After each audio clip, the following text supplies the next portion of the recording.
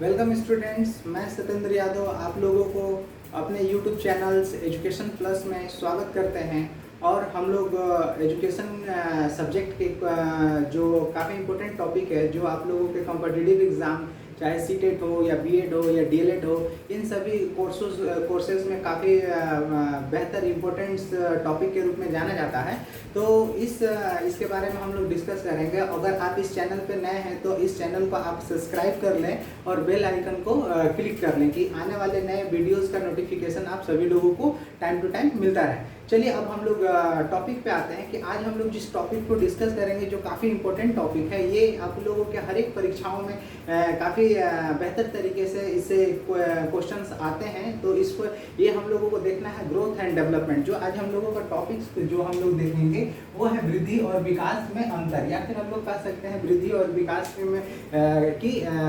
में क्या अंतर हम लोगों को देखने को मिलता है, इसके बारे में हम लोग डिस्कस करेंगे। तो सबसे पहले हम लोग देखते हैं कि वृद्धि और विकास जो है, सुनने में जो ये दोनों शब्द क्या होता है ना, कि लगता है कि एक ही दूसरे का परिभाषित शब्द है। दोनों बढ़ते हुए प्रक्रिया को दिखाता है। जो चीज़ बढ़ रहा है उसमें हम लोग देखते हैं कि वो वृद्धि हो रही है, विकास हो रही है। लेकिन उसमें मनोवैज्ञानिक रूप से हम लोग देखते हैं तो उन दोनों शब्दों में कुछ अंतर देखने को मिलता है। तो यहाँ पे हम लोग अगर वृद्धि की बात करते हैं, ग्रोथ की अगर बात करते हैं, तो वृद्धि क्या है कि हम लोगों का जो बॉडी है ना, हम लोगों का बॉडी जो जन्म के समय एक छोटा सा होता है, लेकिन कुछ समय के उपरांत जैसे जैसे समय बीतता है वैसे वैसे बॉडी का क्या होता है, भार बढ़ता है, उसका आकार बढ़ता है। तो इस तरह से जब बॉडी जब बड़ा होता है तो उसमें जो सेलुलर डिवीजन होता है, उस सेलुलर डिवीजन को इंगित कराया जाता है, बोला जाता है कि इस बॉडी में क्या हो रहा है कि वृद्धि हो रही है। जिससे वृद्धि होने के कारण क्या हो रहा है कि इसका आकार बढ़ रहा है, इसका साइज बढ़ रहा है। तो इसमें हम लोग देखते हैं कि ये जब वृद्धि होती है तो वृद्धि में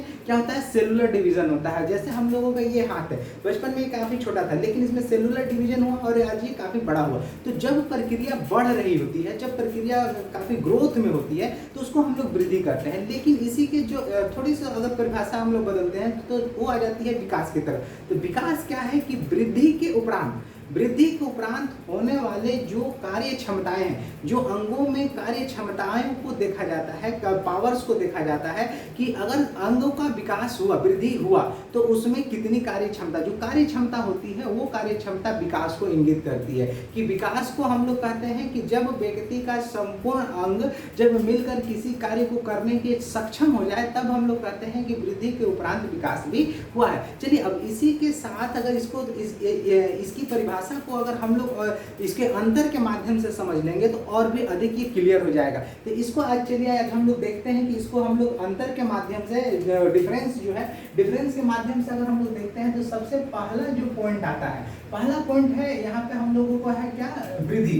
यहाँ पे क्या है हम लोगों का विकास। तो यहाँ पे हम लोगों को देखना है कि जो वृद्धि में हम लोगों ने पॉइंट लिखा है, वृद्धि में क्या लिखा है कि विशेष आयु तक चलने वाली प्रक्रिया है। विशेष आयु कहने का मतलब है कि विशेष समय तक चलने वाली जो प्रक्रिया होती है वो वृद्धि होती है। वृद्धि क्या है, विशेष आयु तक चलने वाली। ये वृद्धि हम लोग जैसे हम लोग जब बात करते हैं तो ये जो हम लोग सेलुलर डिवीजन, यहाँ पे सेलुलर डिवीजन कब तीव्र गति से रहती है, तो बच्चे के जो प्रीनेटल इसे गर्भ अवस्था से लेकर आपके किशोरावस्था तक हम लोग देखते हैं कि वृद्धि की जो रेट होता है, जो दर होता है, वो काफी तीव्र होता है। तो यहाँ पे हम लोग देखते हैं कि ये विशेष आयु तक क्या होती है, चलने वाली प्रक्रिया है। यहाँ पे ये एक निश्चित समय तक काफी तीव्र गति से चलती है। दूसरा हम लोगों को जो इसमें हम लोग विकास में देखते हैं, ये जन्म से लेकर मृत्यु तक चलने वाली प्रक्रिया है। विकास करने का मतलब है कि ये जन्म से लेकर मृत्यु तक चलता है। बच्चे के जन्म से लेकर मृत्यु तक विकास की प्रक्रियाएं कंटिन्यू चलती रहती है। दूसरा जो हम लोगों का पॉइंट आता है, यह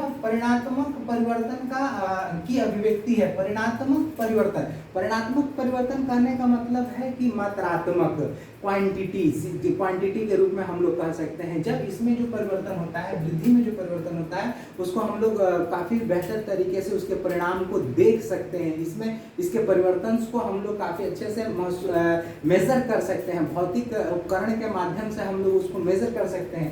लेकिन यहाँ पे क्या होता है, विकास क्या है, गुणात्मक एवं परिणात्मक दोनों की अभिव्यक्ति करता है। इसमें क्या होता है कि आपका ये वृद्धि की जो परिणात्मक विशेषता विशेषता है वो विशेषता भी क्या होती है यहाँ हम लोगों को विकास में देखने को मिलता है। और उसके साथ साथ गुणात्मक करने का मतलब क्वालिटी भी देखने को मिलता है। जैसे अगर हाथ का मेरा वृद्धि हुआ, ये हाथ में सेलुलर डिवीजन हुआ और सेलुलर डिवीजन के बाद क्या हुआ, हाथ बहुत बड़ा हुआ, तो इसमें इसकी क्वालिटी क्या है कि हाथ का क्वालिटी क्या है कि किसी चीज को पकड़ सकता है, किसी चीज को हम लोग पकड़ के हम लोग हैंगिंग भी कर सकते हैं। तो यहाँ पे हम लोग देखते हैं कि जब इसमें पकड़ने की क्षमता आ जाएगी तब हम लोग कहेंगे कि इस हाथ की क्वालिटी में भी वृद्धि हुआ। तो वो जो क्वालिटी आएगा उसको हम लोग विकास करते हैं, उसकी कार्य क्षमता का विकास करेंगे। जैसे पैरों में वृद्धि हुआ, हम लोग चल सकते हैं, दौड़ सकते हैं, एक्टिविटीज कर सकते हैं, जंप कर सकते हैं। तो हम लोग कहते हैं कि वृद्धि के उपरांत विकास भी हुआ।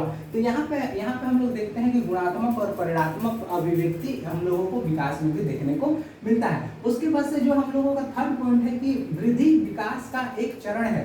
वृद्धि क्या है, विकास का एक अंग है, एक स्टेप है। ये स्टेप बाय स्टेप होकर चलती है। यहाँ पे एक चरण है, एक हिस्सा है। लेकिन विकास, इसमें हम लोग क्या करते हैं कि विकास में वृद्धि भी सम्मिलित होती है।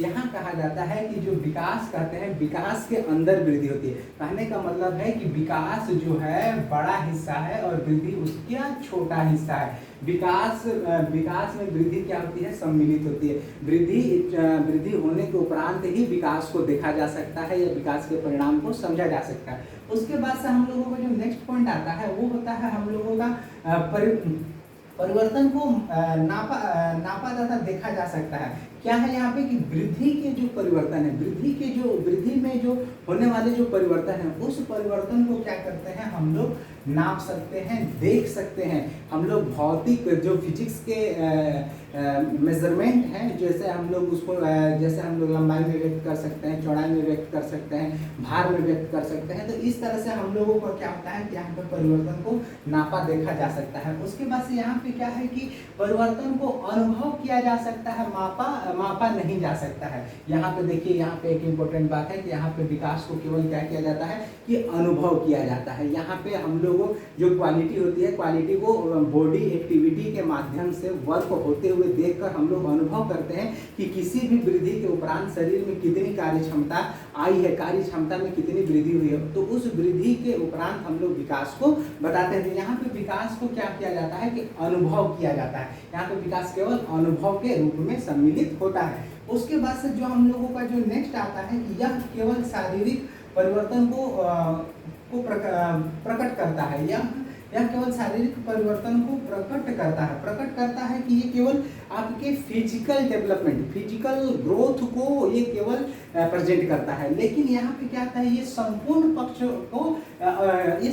पक्ष पूरे बॉडी के हर एक, चाहे वो वृद्धि हो या उसकी कार्य क्षमता हो, क्वालिटी हो या क्वांटिटी हो, दोनों हिस्से को एक साथ जोड़कर विकास की जो प्रक्रिया होती है वो प्रेजेंट करती है। तो वो विकास क्या होता है कि विकास की प्रक्रिया क्या होती है कि जब संपूर्ण शरीर का अंग एक किसी कार्य को करने के लिए संपूर्ण अंग एक साथ सम्मिलित होकर, एक साथ एकजुट होकर किसी काम को करता है। जैसे अगर हम लोग दौड़ रहे हैं तो रनिंग क्या है, एक फिजिकल एक्टिविटी है, लेकिन फिजिकल एक्टिविटी के साथ साथ हम लोगों का मेंटल एक्टिविटी भी उसके साथ जुड़ी होती है। फिजिकल एक्टिविटी के अंदर हमारे शरीर के सभी अंग एक दूसरे के साथ जुड़े होते हैं, चाहे हड्डी हो, मसल्स हो या फिर नर्वस सिस्टम्स हो, ये सभी से क्या होते हैं, एक साथ मिलकर कार्य को करने के लिए प्रेरित करते हैं। तो जब शरीर के सभी अंग, चाहे क्वालिटी हो या क्वांटिटी हो, सभी एक दूसरे के साथ मिलकर अगर वर्क को करते हैं या बेहतर तरीके से वर्क को एक क्षेत्र की, एक एरिया की तरफ ले चलते हैं, उद्देश्य की तरफ ले चलते हैं,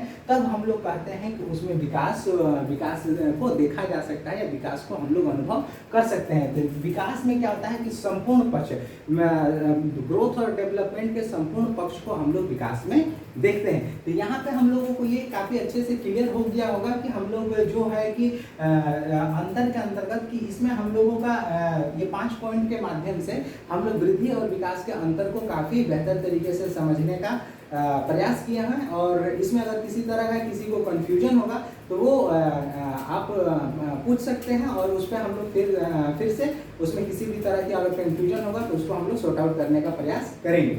चलिए, आज के लिए धन्यवाद और आपके फिर नेक्स्ट क्लास में हम लोग मिलेंगे किसी नए वीडियो के साथ।